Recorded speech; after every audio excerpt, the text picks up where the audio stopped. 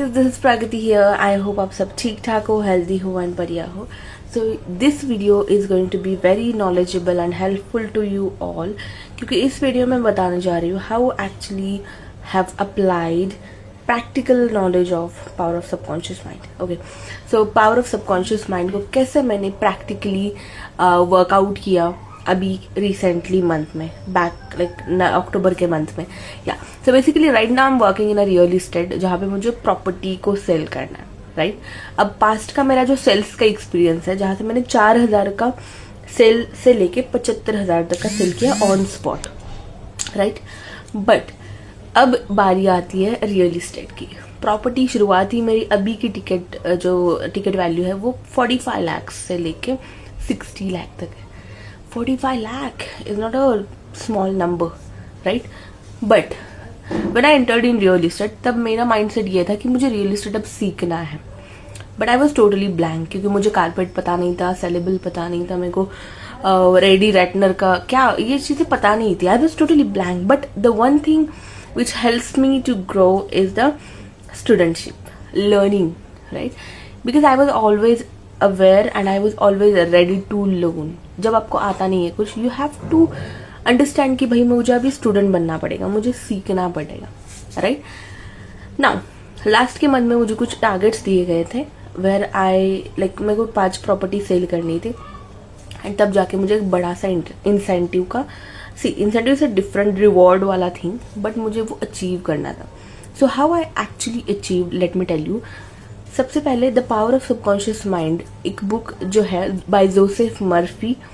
इसका रिव्यू मैंने पहले भी आपको आई थिंक बताया है, but it actually works scientifically, practically formulas उसमें दिए गए हैं जो आपको हेल्प करते हैं to achieve everything you want in your life. But terms and conditions are those जहाँ पे आपको वो प्रैक्टिकली एंड आपको होल एंड सोल से उस पर बिलीव करना पड़ेगा।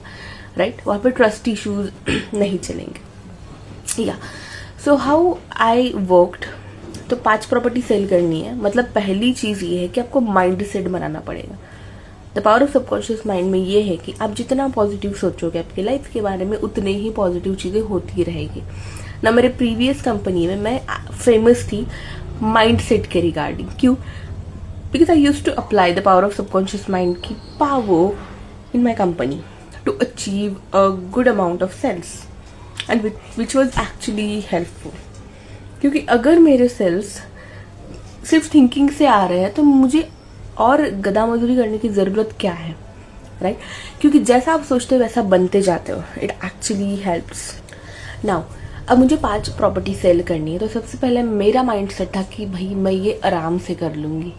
राइट, क्योंकि first the process number 1 is आपको माइंडसेट क्लियर करना पड़ेगा कि यस मुझे वो चीज अचीव करनी है, द वेरी इंपॉर्टेंट। सेकंड,